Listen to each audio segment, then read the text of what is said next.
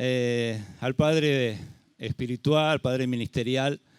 Cuando estuvo en nuestra iglesia, ahora un mes atrás más o menos, él nos decía que quien abre la puerta es el Padre, ¿no?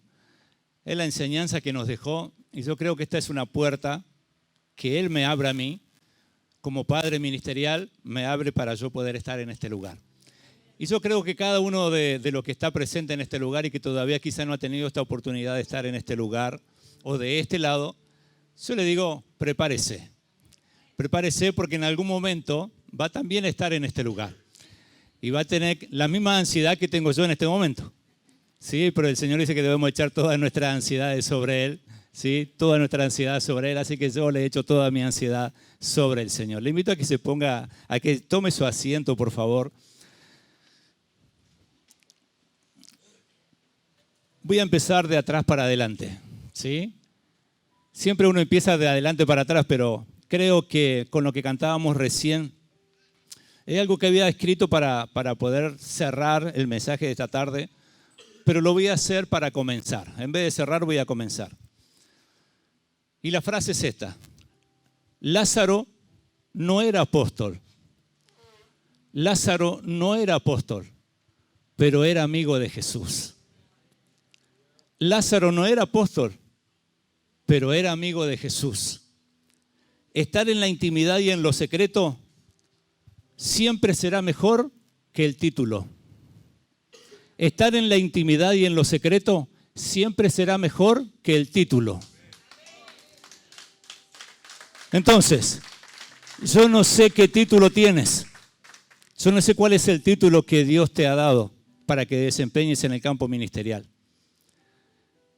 Vuelvo a repetir, Lázaro no era apóstol, pero era amigo de Jesús. La intimidad y el secreto es mucho mejor que el título. ¿Sí? ¿Qué títulos tenemos todos nosotros más allá del campo ministerial que trabajemos? Hijos de Dios. Ese es el título que todos tenemos, hijos de Dios. Y eso es lo mejor que nos puede tocar, ser hijo de Dios. ¿Sí?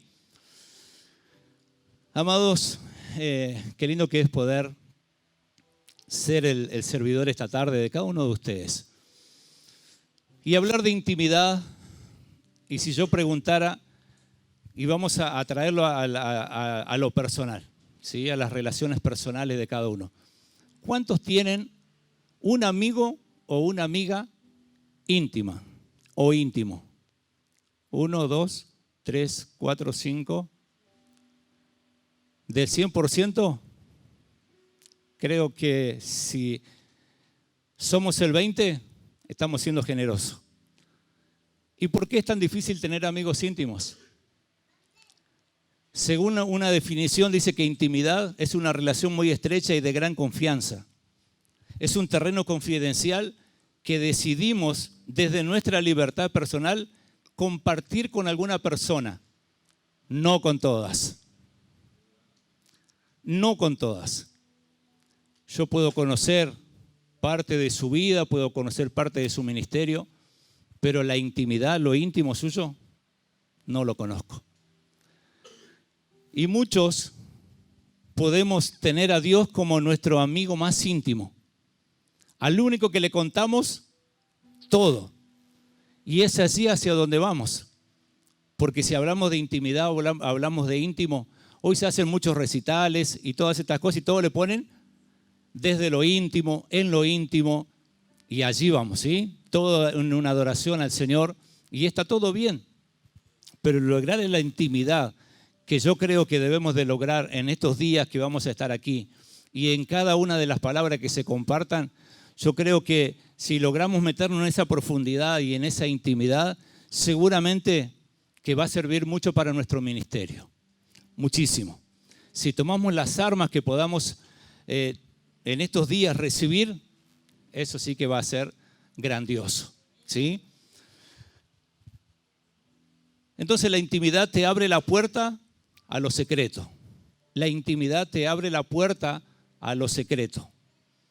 O sea, que si tuviéramos que definir las dos cosas, podés llegar a tener intimidad con una persona. Y no hablo de relaciones sexuales, no hablo de sexo, no hablo de nada de esto. Hablo de relaciones personales. podemos tener una intimidad con una persona, pero eso no quiere decir que te va a revelar todos los secretos. Entonces ahí se marca la diferencia. La intimidad te abre la puerta a los secretos. Puede que llegues a los secretos, puedes que no. Todo va a depender de cuánto prospere esa relación en realidad. Salmo 51:6 dice: he aquí tú amas la verdad en lo íntimo, y en lo secreto me has hecho comprender sabiduría. He aquí tú amas la verdad en lo íntimo, y en lo secreto me has hecho comprender sabiduría. Si entramos de lleno a lo que este salmo en realidad fue lo que David escribió, podemos ver a un hombre devastado. Podemos ver a un hombre amonestado de parte de Dios por un profeta que llegó hasta él, enviado por Dios para hacerle ver que lo que él había hecho no había quedado oculto. Entonces, he aquí tú amas la verdad en lo íntimo, y en lo secreto me has hecho comprender sabiduría. Avanzo un poquito y dice Salmo 32, verso 3. Mientras callé, Salmo 32, verso 3, mientras callé, se envejecieron mis huesos. Mientras callé, se envejecieron mis huesos. Y si tomamos como estos dos textos, nos vamos a saltar enseguida al Salmo 51. Vamos a volver al Salmo 51, ¿sí? Pero ya en un momento. Mientras callé, se envejecieron mis huesos, y es que David vivía la consecuencia de su pecado y la pérdida de su intimidad con Dios. Estaba viviendo una consecuencia de su pecado y la pérdida de la intimidad con Dios. Entonces él escribe, empieza desde el Salmo 32 y termina en el Salmo 51, expresando todo lo que pasaba por él. El haber pecado delante de Dios lo estaba sintiendo no solamente su espíritu, su alma, su corazón, sino que su cuerpo. Porque su cuerpo se había envejecido, se le había ido el gozo de la salvación, se le había ido el Espíritu de Dios. Él se dio cuenta que su espíritu ya no era noble. Él se dio cuenta que su espíritu ya no era recto. Pero tuvo que venir una amonestación de parte de Dios, porque aparentemente el hombre te había cauterizado su conciencia, entonces no se estaba dando cuenta que todo lo que él estaba sintiendo en su cuerpo era por causa de un pecado. Entonces cuando nuestra conciencia se cauteriza, o nos volvemos profesionales del Evangelio o profesionales de nuestra profesión que Dios nos ha dado, a veces nuestra conciencia se nos puede cauterizar y podemos estar haciendo cosas fuera de la voluntad de Dios y creer que estamos en la perfecta voluntad de Dios. Y muchas de las cosas que yo voy a decir aquí, lo voy a decir desde mi punto de vista personal. Si a usted le sirve, tómelo, aplíquelo. Creo que estoy ante gente de reino, ante líderes que en algún momento van a tomar otros caminos y otras profesiones. Y si en esta tarde la palabra le sirve, aplíquela una vez a su ministerio. Entonces yo voy a hablar desde lo personal, ¿sí? De las cosas que me han pasado a mí o de las cosas que yo he experimentado. Bien, entonces David estaba viviendo la consecuencia de su pecado, la pérdida de la intimidad con Dios. Segunda de Samuel capítulo 12, verso 1 al 8. Segunda de Samuel capítulo 12, verso 1 al 8. Es un capítulo bastante conocido porque su título dice: Natán amonesta a David. Natán amonesta a David. Pero Natán no lo amonesta porque él quiere amonestarnos, sino porque vino una palabra de parte de Dios para que fuera a amonestar al rey de Israel. No era nada sencillo. Pero cuando un profeta sabe que la palabra vino de parte de Dios, no le teme a nada. Él sabe que tiene que ir y entregarla, porque si no le va a pesar en su corazón y su ministerio se va a ir estancando, se va a ir allí poniendo una compuerta para, en vez de crecer, quedarse, ¿sí? Ahí estancado en esa puerta. Entonces dice: Jehová envió a Natán a David, y viniendo a él le dijo: había 2 hombres. Empieza a hablar como un cuento, como una parábola, para hacerlo entrar a David. ¿Vieron cuando nosotros a veces tenemos como argentinos, lo hizo entrar como caballo? Bueno, Natán hizo uso de su sabiduría y su inteligencia y le empezó a hablar. Había 2 hombres en una ciudad, el uno rico y el otro pobre. El rico tenía numerosas ovejas y vacas. Pero el pobre no tenía más que una sola corderita que él había comprado y criado y que habría crecido con él y con sus hijos juntamente, comiendo de su bocado y bebiendo de su vaso. Miren qué linda corderita que tenía, ¿no? Casi humana la tenía allí. Entonces Natán sigue diciendo, y durmiendo en su seno, y la tenía como a una hija. Y vino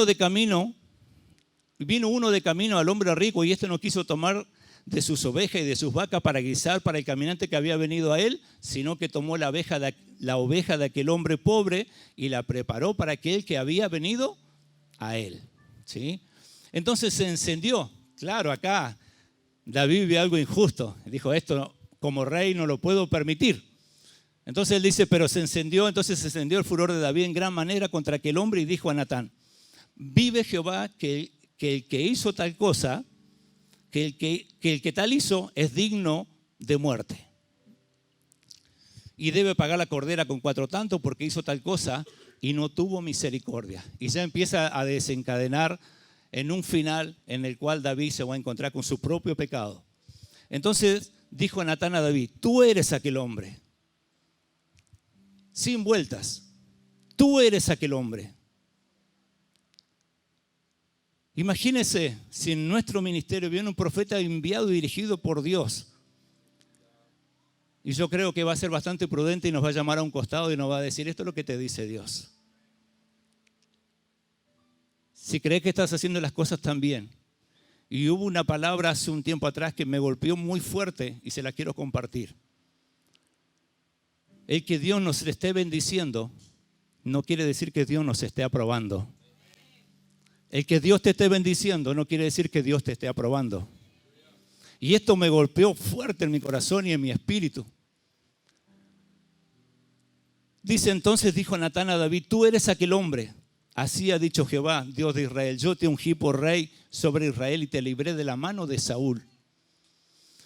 Y te di la casa de tu Señor y las mujeres de tu Señor en tu seno. Además te di la casa de Israel y de Judá. Si esto fuera poco, te habría añadido mucho más.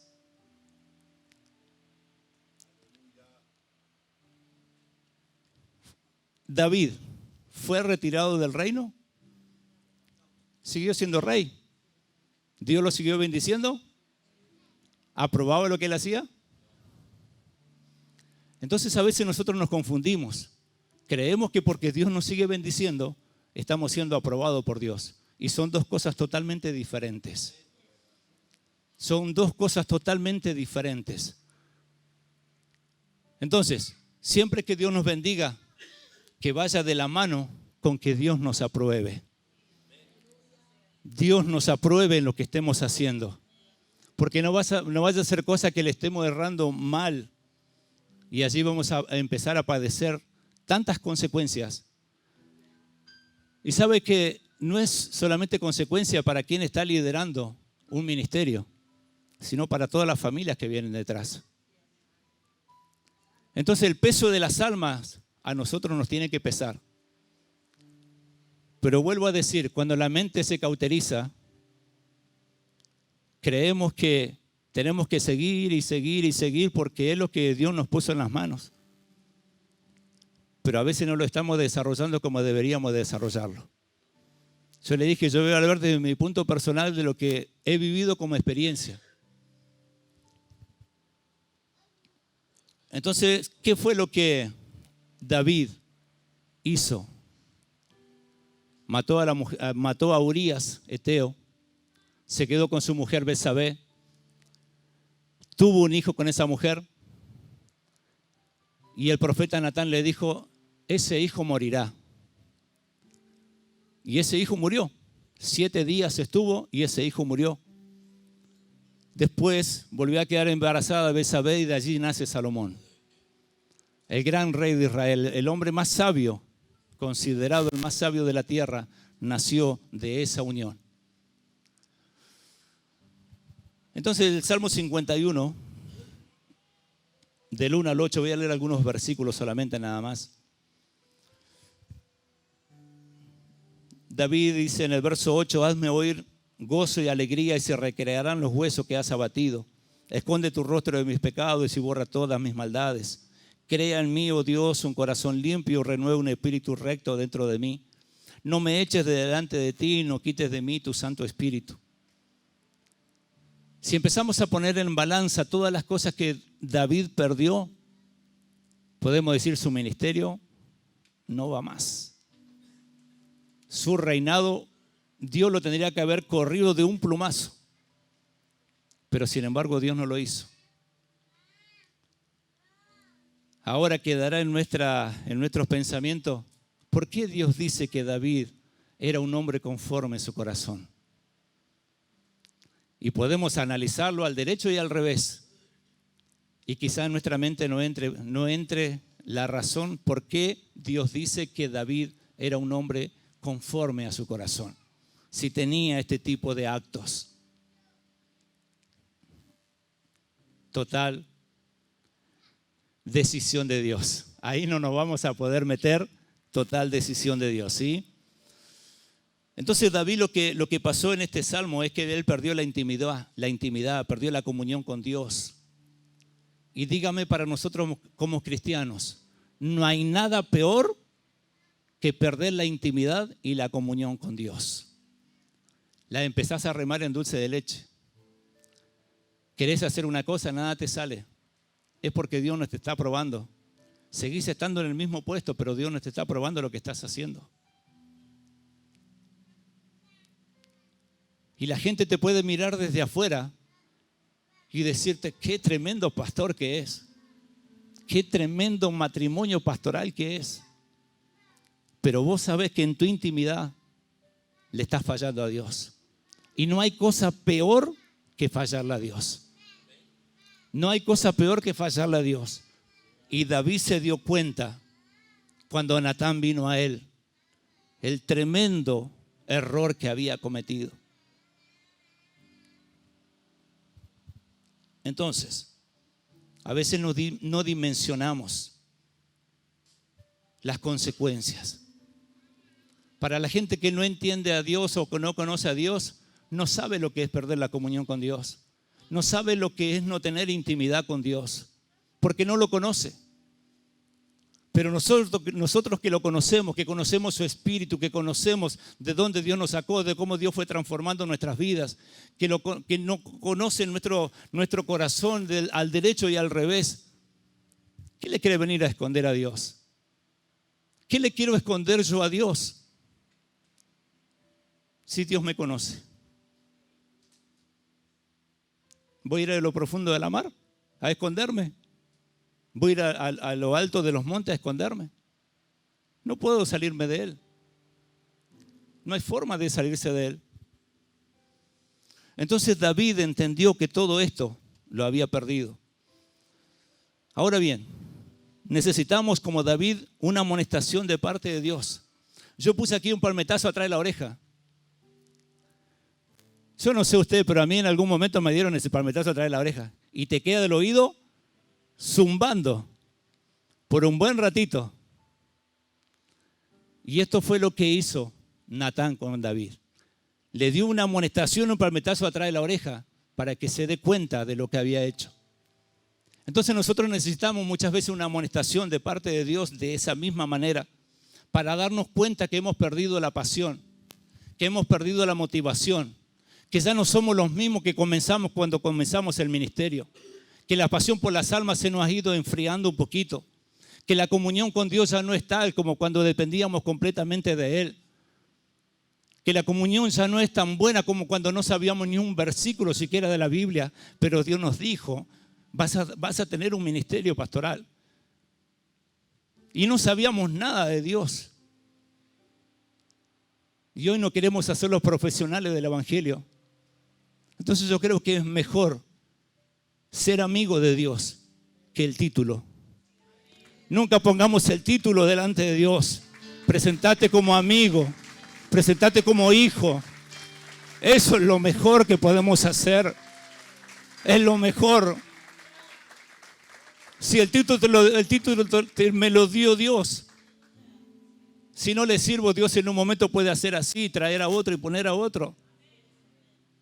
No nos creamos imprescindibles. Queremos que nuestro ministerio prospere. Queremos tener avivamiento, queremos tener unción, queremos tener poder. ¿Quién no la quiere? Yo la quiero. ¿Pero sabe cómo se logra eso? Creo que todos sabemos cómo se logra. ¿Es fácil? Te lo puedo asegurar que no. Pero con Dios es posible. Con Dios es posible. Dios capacita a los que llama. Dios, a través de su Espíritu Santo, le enseña a aquel que no sabe. Entonces necesitamos una amonestación de parte de Dios para darnos cuenta que hemos perdido la pasión, la motivación. Quizás no es la misma del principio. Y esto no es culpa de Dios. No es culpa de Dios. El que nosotros hayamos perdido la pasión, que hayamos perdido la motivación, la comunión, la intimidad, esto no es culpa de Dios. Es culpa nuestra. Es nuestra culpa.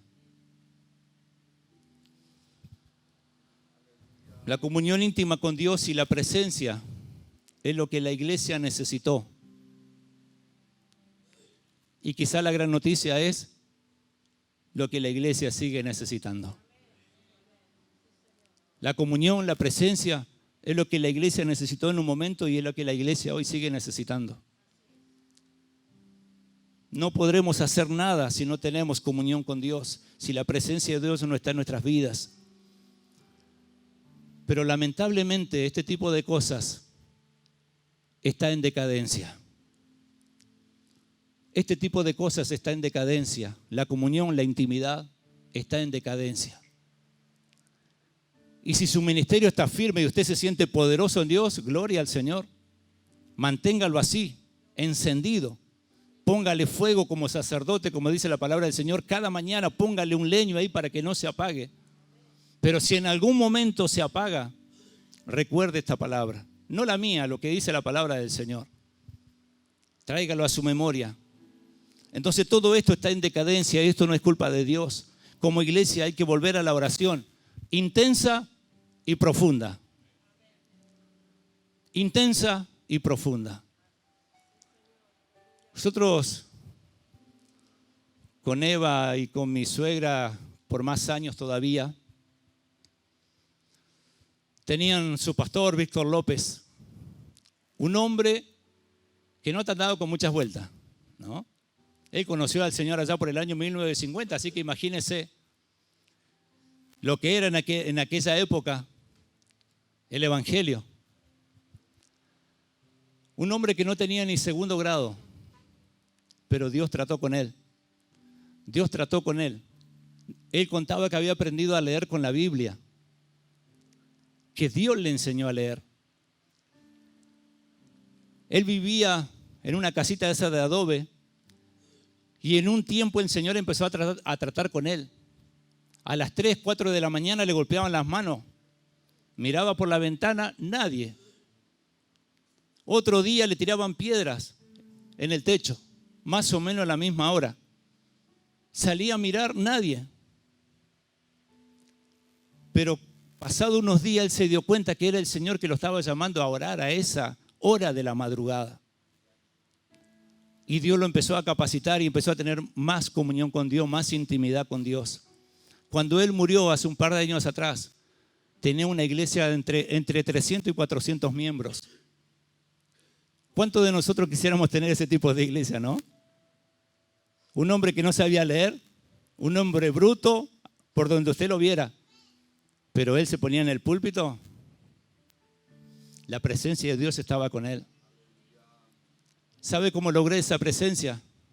En la oración intensa y profunda. Presentándose a él así bruto y todo, pero presentándose a un Dios verdadero que le podía enseñar lo que él no sabía hacer. Entonces, amados hermanos, por más que crezcamos en el ministerio, nunca deje de ser un niño.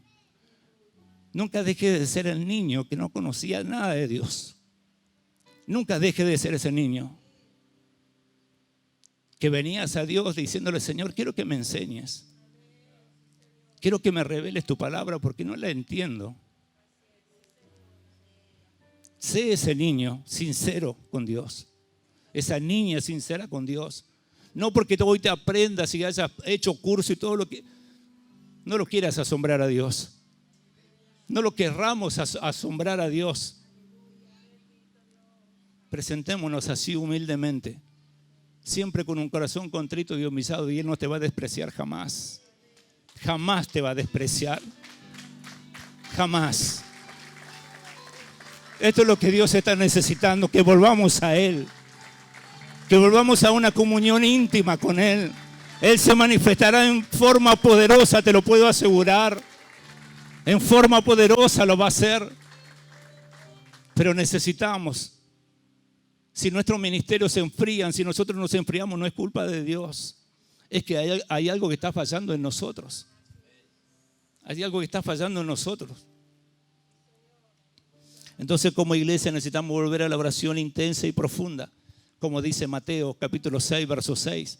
Mas tú cuando ores, entra en tu aposento y cerrada la puerta. Ora a tu Padre que está en lo secreto, y tu Padre que te ve en lo secreto te recompensará en público. El hecho de que vos te subas al púlpito, de que des una prédica y sea una prédica tremenda, no la ganaste acá arriba. No la ganaste acá. La ganaste en la intimidad, la ganaste en la oración, la ganaste cuando tuviste comunión con Dios. Porque Dios te reveló el mensaje que tenías que dar y cómo debías de darlo. Entonces acá no se gana nada. Acá no se gana nada, se gana en la intimidad y en la comunión con Dios. Y la iglesia, como iglesia necesitamos volver. Necesitamos volver a ese momento. Entonces, allí está el secreto. Necesitamos volver al lugar secreto, nuestra habitación. Porque usted y yo en nuestras habitaciones nos desnudamos. Allí en nuestras habitaciones nos sentimos en un lugar seguro. Entonces Dios necesita que volvamos a desnudarnos delante de Él, que volvamos a desnudar nuestro corazón, que volvamos a desnudar nuestra mente, nuestra alma, nuestro espíritu delante de Él. Allí Dios nos necesita desnudos, sin títulos, sin cursos, sin muchas cosas que vos sepas. Allí Dios te necesita desnudo, desnudo, completamente desnudo, con un corazón abierto a Él, expresándole tus emociones, expresándole tus ansiedades, expresándole tus inseguridades. Porque a veces por fuera nos vemos muy bien, pero por dentro nuestro corren inseguridades. Pero por fuera vos a la gente le tenés que demostrar que estás bien. Pero por dentro tuyo a veces hasta tenés miedo. Y yo dije, lo hablo desde el punto de vista personal, si a usted le sirve, tómelo. ¿Sí? Entonces allí desnudamos nuestro corazón. Creo que hay muchos pastores en medio nuestro, a varios conozco, otros no los conozco, pero hoy los fui conociendo un poco más. Y dígame usted, si usted no se da cuenta cuando alguien da un mensaje, si ha estado en la íntima comunión con Dios, usted se da cuenta enseguida. Y lo que voy a decir no quiero que a nadie lo tome a mal, pero a veces se usan rellenos. ¿Quién vive? Y a su nombre. ¿Quién vive? Y a su nombre. Vos te das cuenta en el momento que te está rellenando. Y no es que lo estoy haciendo en forma despectiva ni con ánimos de ofender a alguien. Pero vos te das cuenta si estuvo, por lo menos leyó el mensaje varias veces, por lo menos. Vos te das cuenta en el momento.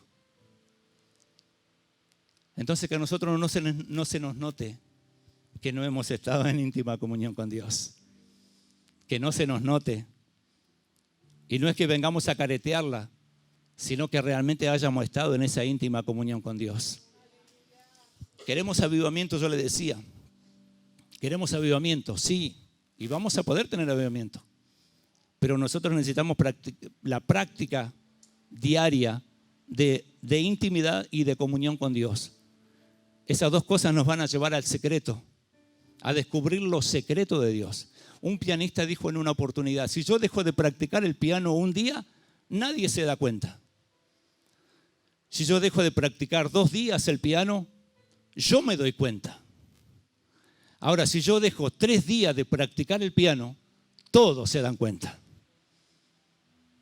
Y yo hablo de días, pueden ser semanas, meses. En un momento nadie se va a dar cuenta, pero después vos te vas a dar cuenta. Y va a llegar un momento, cuando no tenés comunión con Dios, que todos se dan cuenta.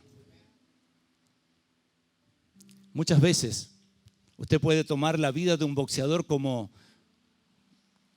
para ver cómo ese boxeador se entrena y cuál es la disciplina que tiene ese boxeador.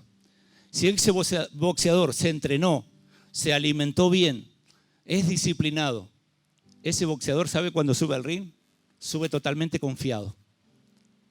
Completamente confiado. ¿Por qué? Porque es disciplinado, porque entrena, porque se alimenta bien y porque realmente hay tanta confianza en él que sube al ring. Puede perder o puede ganar la pelea, pero que se entrenó y que fue discipulado, no tenga ninguna duda. Entonces nosotros también tenemos que ser disciplinados. Si no somos disciplinados, lamentablemente vamos a sufrir graves consecuencias en nuestras vidas y en nuestro ministerio. ¿Sí? El avivamiento y la unción se adquieren con oración, ayuno, intimidad y estar en el secreto. Y ahí sí que te vas a animar a todo. Cuando tengas este tipo de cosas, ahí te vas a animar a todo. ¿Sabes por qué? Porque vos vas a sentir que el poder de Dios está sobre vos, que la unción está sobre vos, que los demonios, cuando vos ores por alguien, demonio no va a tener parte en esa persona. Ahora, no tenés ayuno, no tenés oración, no tenés intimidad, ni pongas mano. Ni pongas mano. Ahora, si en nuestra vida hay oración, hay ayuno, hay intimidad, hemos estado en lo secreto, ahí sí que te puedo decir que Dios te va realmente a apoyar en todo. ¿Sí? En Escocia, en el año 1840, vino un gran avivamiento. ¿Y sabe cómo vino ese avivamiento? Por la oración de la iglesia y de los ministros. No hay otra forma. ¿Queremos avivamiento? Tomemos el ejemplo de Escocia, 1840, grandes avivamientos. Pero esos avivamientos lo provocó la oración de la iglesia y la oración de los ministros. Y si a usted le dicen que hay otra forma, en Pensilvania, Estados Unidos, está la tumba de Daniel Nash. Daniel Nash era un colaborador, era un intercesor de Charles Finney, un gran hombre de Dios, un abogado, que llegó un momento en que él no necesitó discipulado, él no necesitó ir a la iglesia, sino que él, a través de las leyes que él mismo ejercía como abogado, y que muchas de esas leyes habían salido de un poco más de la Biblia, él se empezó a interesar en Dios, se empezó a interesar en la Biblia, hasta que un día Dios con su Espíritu Santo lo tocó y lo llamó al ministerio. Fue tal el cambio de Charles Finney que este hombre empezó a hacer grandes avivamientos. Yo le dije a Daniel Nash, que era un colaborador, un intercesor de Charles Finney. ¿Sabe que Daniel Nash llegaba 2 semanas antes a donde Charles Finney iba a predicar, donde iba a haber un avivamiento? Alquilaba un cuarto chiquitito y allí entraba en oración, en oración, en oración. Hasta que Charles Finney llegara a esa ciudad. ¿Sabe lo que tenía Daniel Nash? El poder. El poder lo tenía acá. Él con sus rodillas ponía a temblar al infierno. Con sus rodillas ponía a temblar al infierno. Entonces, cuando Charles Finney llegaba a las ciudades, grandes avivamientos, sanidades, milagros, la gente se entregaba a Dios. Pero había un hombre como Daniel Nash, un hombre no famoso, pero que puso a temblar al infierno. Y sabe que cuando Daniel Nash murió, Charles Finney a las 2 semanas de muerto de Daniel, el ministerio de Charles Finney se fue apagando. ¿Por qué? Porque el hombre al cual le decían que era la llama que encendía la dinamita que era Charles Finney se había muerto. Estaba la dinamita, pero faltaba la llama. Esto nos habla a nosotros de cuán importante es un grupo intercesor que esté intercediendo por el pastorado, que esté intercediendo por el ministerio, que esté intercediendo por los milagros, por las sanidades, por el avivamiento. Si creemos que como pastores lo vamos a hacer todo, estamos equivocados. Necesitamos un grupo de intercesión. Necesitamos trabajar en equipo. Daniel Nash con Charlie Finney trabajaban en equipo. Necesitamos trabajar en equipo. No nos creamos los superpoderosos porque no vamos a llegar a ningún lado. Aprendamos a trabajar en equipo. Entonces, este hombre terminó allí muerto, pero puso a temblar el infierno con sus rodillas. Ahora, si nosotros queremos poner a temblar el infierno, el poder está en nuestras rodillas y en la intimidad con Dios. Si Jesús lo hacía, ¿cuánto más? Nosotros. Si Jesús lo hacía, ¿cuánto más nosotros? ¿Sabe que hay gente que está enseñando que ya no se debe ayunar? Que ya no se debe orar, porque Jesús lo hizo por nosotros. Si tomamos esa, estamos al horno, ¿eh? No, hermanos. No, la oración no puede faltar en nuestras vidas. Queremos tener ministerio victorioso, queremos tener unción, queremos tener avivamiento. Tiene que haber oración. No, sin oración no lo vamos a poder hacer. Entonces, necesitamos volver a la intimidad con Dios. Si Jesús lo hacía, nosotros también lo necesitamos hacer. Y si no, mire lo que dice Hechos capítulo 13, verso 2 y 3. Saulo y Bernabé comienzan su primer viaje misionero, ¿sí? Hechos 13, verso 2 y 3. Ellos empiezan en su ministerio, o sea, empiezan su primer viaje misionero, y dice la palabra del Señor que allí estaba Bernabé, estaba Saulo y habían varios otros en los primeros versos, en el primer verso, y en el segundo verso dice, ministrándose estos al Señor y ayunando. Y cuando ellos estaban ayunando, ¿quién se manifestó? El Espíritu Santo. ¿Y qué dijo el Espíritu Santo? Apartarme a Bernabé y a Saulo para la obra a lo que los he llamado. Y entonces, ¿qué pasó en el verso 3? Dice que entonces, una vez más, habiendo ayunado, pusieron las manos sobre ellos, o le impusieron las manos sobre ellos, y después los despidieron. Nosotros, hermanos, queremos grandes manifestaciones, pero no queremos pagar precio. Y esto va a ser imposible. Va a ser imposible no pagar un precio por lo que querramos o por lo que queremos que Dios pueda moverse en las personas. Entonces, si estos hombres estaban ayunando y estaban orando, Jesús oraba. Jesús fue próspero en su ministerio, más allá de ser el Hijo de Dios.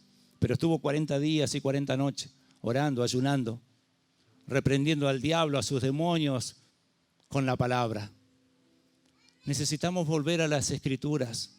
Necesitamos capacitarnos más en la palabra. Entonces esa es otra arma que nosotros tenemos a la mano, entonces tenemos que hacerlo. Tenemos que pagar el precio. Queremos poder, unción, avivamiento, ciencia, revelación. Hay que pagar un precio. Y si no, lea al profeta Daniel. El profeta Daniel, cuando fueron llevados cautivos a Babilonia, dice que él decidió no contaminarse con la comida del rey. O sea, es una cuestión de decisión. Él podría haber contaminado y haber hecho si en total estaban cautivos allí en Babilonia. Podría haber seguido la corriente del lugar. Pero él no. Él decidió pagar un precio. Oraba 3 veces al día. A él no le importaba los edictos que pudieran llegar a salir. No le importaba. Y esto lo llevó a ser un hombre importante en Babilonia. Siendo un extranjero, un judío, llegó a ser un hombre importante. ¿Pero por qué? Porque él pagó un precio. Debemos de pagar ese precio, no queda otra. Mire lo que dice Hebreos, allí la gran galería de la fe, Hebreos 11 del 32 al 38, hablando de los hombres que por las cosas que tuvieron que pasar. Primeramente habla de todos los grandes de la fe. Hasta Rahab está allí en el medio. Están todos los famosos. Pero el verso 32 en adelante dice, ¿y qué más digo? Porque el tiempo me faltaría contando de Gedeón, de Barak, de Sansón, de Jefté, de David, así como de Samuel y de los profetas. Y sigue el verso más adelante, y que por fe conquistaron reinos, hicieron justicia, alcanzaron promesas, taparon boca de leones. Sigue diciendo, apagaron fuegos impetuosos, evitaron filo de espada, sacaron fuerza de debilidad, se hicieron fuertes en batalla, pusieron en fuga ejércitos extranjeros. Ahí lo puede contar a Eliseo. Puso en fuga ejércitos extranjeros. A Daniel tapó boca de leones. Dice que las mujeres recibieron sus muertos mediante resurrección, mas otros fueron atormentados, no aceptando el rescate a fin de obtener mejor resurrección. Y ahora viene todo lo mejor. Otros experimentaron vituperios y azotes, y más de esto, prisiones y cárceles. ¿Alguno de nosotros hemos pasado por algo de esto? Nadie, hermano. Nosotros estamos viviendo en la gloria. Nada de esto lo hemos visto. Mire, fueron apedreados, aserrados, puestos a prueba, muertos a filo de espada, anduvieron de acá para allá, cubiertos de pieles de oveja, de cabra, pobres, angustiados, maltratados, de los cuales el mundo no era digno, errando por los desiertos, por los montes, por las cuevas, por las cavernas de la tierra, escapando por sus vidas, llevando el mensaje de un lugar a otro. Pagaron el precio de esas personas, y nosotros no queremos pagar el precio. Creo que si pensamos de esa manera, estamos bastante equivocados y bastante mal. Un hombre de Dios dijo en una oportunidad, cuando le pidas un avivamiento a Dios, entra en tu cuarto, haz un círculo a tu alrededor y dile a Dios, empieza el avivamiento conmigo. Empieza el avivamiento conmigo. Porque si nuestra oración es esa, el avivamiento que Dios provoque en nosotros lo vamos a poder contagiar a otros. Pero debemos de hacer de esta manera, que Dios empiece nuestro avivamiento en nosotros. Mire lo que pasó en una oportunidad. En una oportunidad fueron un grupo de estudiantes a Inglaterra, a la casa de John Wesley, ¿sí? Aquel hombre, gran evangelista. Fueron a la casa de John Wesley para conocer la historia de John Wesley. Entonces, bueno, entraron a la casa, era un profesor, eran varios alumnos, recorrieron toda la casa y llegaron hasta el lugar en donde estaba, allí donde John Wesley oraba. Dice que el piso estaba marcado por las rodillas de ese hombre. Un piso marcado por las rodillas de un hombre. Terminó el recorrido y el profesor se da cuenta de que faltaba uno. El profesor se da cuenta de que faltaba uno, mandó a alguno de sus alumnos a que lo fueran a buscar al que faltaba. Recorrieron la casa y llegaron al lugar donde Wesley oraba. Y había allí un hombre, un estudiante en ese momento, orando allí al Señor. Y decía, Señor, hazlo de nuevo, envía un avivamiento, hazlo de nuevo, Señor. Y quienes lo fueron a buscar escuchaban que este hombre decía, este joven en ese momento decía, hazlo de nuevo, manda un avivamiento, provoca un avivamiento, Señor. ¿Sabe cómo se llamaba ese hombre? Billy Graham. Billy Graham se llamaba ese joven que estaba diciendo, Señor, hazlo de nuevo, envía un avivamiento, hazlo de nuevo. Más de 3 millones de personas llevó Billy Graham a los pies de Cristo. Entonces Dios escuchó su oración y lo empezó a hacer con él. De allí los grandes avivamientos que tuvo Billy Graham. Uno de los hombres que más predicó, más conocido mundialmente, que más sermones dio, fue ese hombre. Entonces, ¿Dios puede hacerlo con nosotros? Sí, Dios puede hacerlo con nosotros sin dudas. Mire, nosotros queremos avivamientos. Y está bueno hacer esto. Pero debemos entrar en la intimidad. Debemos entrar en esa comunión con Dios. Y cuando nosotros entremos en esa comunión con Dios, va a ocurrir lo que ocurrió o lo que escribe Jeremías en el capítulo 33, verso 3. Clama a mí, yo te responderé. Y todo lo conocemos y lo decimos de memoria. Pero lo que sigue es más importante. Clama a mí, yo te responderé. te enseñaré cosas grandes y ocultas que tú no conoces. Pero ¿cuándo vamos a entender la revelación de Dios? Cuando estemos en el secreto, cuando estemos en la intimidad. Ahí vamos a tomar esta palabra y ya no va a ser solamente un clama a mí, yo te responderé, sino que vas a ir por lo segundo. Revélame, Señor, revélame lo que no conozco, revélame lo que aún no he visto. O como dice el apóstol Pablo, antes bien, todas estas cosas están escritas, cosas que ojo no vio, ni oído yo, ni han subido a corazón de hombre, son las cosas que Dios ha preparado de antemano para los que le aman. ¿Usted le ama a Dios? Entonces las cosas que no han subido al corazón de hombre, Dios las tiene para nosotros. Si amamos a Dios, las cosas que el ojo no ha visto, nosotros lo vamos a ver. Lo que oído no ha oído, nosotros lo vamos a poder oír, porque son las cosas que Dios preparó de antemano para nosotros. Están disponibles, pero necesitamos la intimidad, necesitamos la comunión, necesitamos la presencia de Dios. No hay otra forma, hay que pagar el precio, no hay otra. Dios lo puede hacer, sí que Dios lo puede hacer, pero Dios necesita vernos en el lugar secreto. Necesitamos volver a la intimidad. Los años de ministerio no quiere decir que seas exitoso. No quiere decir que seamos exitosos.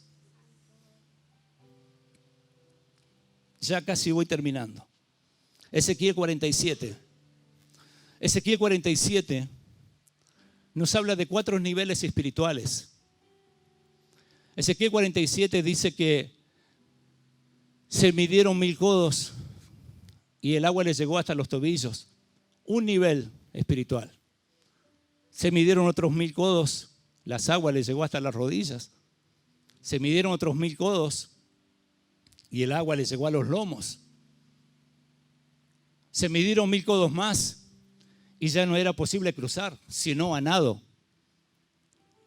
¿A cuál de los 4 niveles queremos llegar? ¿Queremos como cuando vamos al mar que el agua te pegue en las patitas nada más, que te llegue hasta los tobillos? ¿O querés arriesgarte un poquito más y que te llegue al agua hasta las rodillas? Y los valientes se van a meter hasta los lomos. Pero los más copados y los más osados van a tener que empezar a cruzar a nado. Y así es donde Dios nos quiere llevar. A que ya no dependamos de nuestras fuerzas, a que ya no dependamos de nuestras habilidades, sino que dependamos completamente de Él. Entonces depende de cada uno de nosotros qué 4 de esos niveles queremos llegar. Lucas capítulo 5, reconocido, y lo hemos predicado y hasta lo hemos leído un montón de veces. Allí habla de la pesca milagrosa. La pesca milagrosa, Jesús estaba enseñando. Lo ve a Pedro que estaba pescando con su barca ahí, estaba lavando las redes, reparándolas. Y Jesús se acerca hasta la barca y le pide que lo meta un poco mar adentro para que pudiera él predicar y enseñar a la gente. Y predicó y enseñó. Y después le dice a Pedro, boga mar adentro. Echemos las redes, echa las redes mar adentro. Señor, hemos trabajado toda la noche y no hemos logrado nada. Es que siempre que lo hagamos en nuestras fuerzas y a nuestra manera, no van a haber resultados. Ahora cuando nosotros hagamos lo que Jesús dijo en esa oportunidad, Pedro, boga mar adentro. Es lo mismo que Ezequiel 47. ¿Querés tener una pesca milagrosa? Tenés que meterte. Allá en la profundidad, allá está la respuesta. En la profundidad está tu avivamiento. En la profundidad está tu unción. En la profundidad está la ciencia, está el conocimiento, la revelación. Todo lo que a veces en oración le pedimos al Señor está allí en la profundidad. Debemos bogar mar adentro. Ya no podemos ser niños que solamente nos guste que el agua nos llegue a los tobillos. Debemos ir mucho más adentro. Yo quiero avivamiento. Yo quiero unción, yo quiero gracia. Pero voy a tener que pagar un precio. Pagar un precio. La iglesia tiene que pagar un precio. Hechos capítulo 3. Hechos capítulo 3 habla de, lo hemos predicado también un montón de veces, habla de aquel mendigo que estaba ahí junto a la puerta del templo llamada La Hermosa. Fueron Pedro y Juan a la hora novena, a la hora de la oración, iban a orar, y allí este hombre extendió su mano para recibir algo de ellos. Entonces ellos le dijeron, míranos, míranos. El hombre les miró y le dijeron ellos, no tenemos plata, no tenemos oro, pero más lo que tenemos te damos. En el nombre de Jesucristo de Nazaret, levántate y anda. No tenían plata, no tenían oro, pero tenían algo tan poderoso. Hoy la iglesia tiene plata, tiene comodidades, podemos decir tiene oro, tiene bendiciones, pero a veces nos falta el poder. Nos falta el poder. A la iglesia le falta el poder. Podemos tener el mejor equipo de sonido. Ese hombre no tenía un equipo de sonido, pero a ese hombre le dieron la sanidad. Ese hombre estaba a la puerta siempre mendigando, pero cuando fue sano entró al templo alabando, saltando, glorificando a Dios. Y después la misma gente decía, ¿no era este el que estaba mendigando? Es que la gente cuando pasa por el poder de Dios es transformada. La gente es transformada, por eso es que necesitamos el poder de Dios, pero solamente lo vamos a conseguir allí. He aquí tú amas la verdad en lo íntimo y en lo secreto me has hecho comprender sabiduría. Salmo 51:6. Allí en lo íntimo, allí en la profundidad, allí vamos a comprender sabiduría, allí vamos a obtener el poder. Yo, amados, deseo de todo corazón que el Señor bendiga su ministerio, que bendiga sus vidas. Esta palabra me confrontó y le agradezco a mi apóstol, Alberto. Le agradezco este título porque fue un palmetazo atrás de la oreja, papá. Fue un palmetazo atrás de la oreja. Dios me amonestó, me pegó por todos lados. Espero que en vos y en ustedes, con todo respeto, Dios logre lo mismo. Dios logre lo mismo. Que nos haga ver nuestra realidad. Que saque la venda de nuestros ojos y que podamos ver con más claridad lo que Dios tiene para nuestras vidas. Amados, muchísimas bendiciones. Gracias por prestarme sus oídos y gracias por tomar sus anotaciones y que la palabra de Dios provoque en sus vidas mayor gracia, mayor unción. Y todo lo que usted desee, el Señor se lo conceda. Muchísimas gracias. El Señor me los bendiga.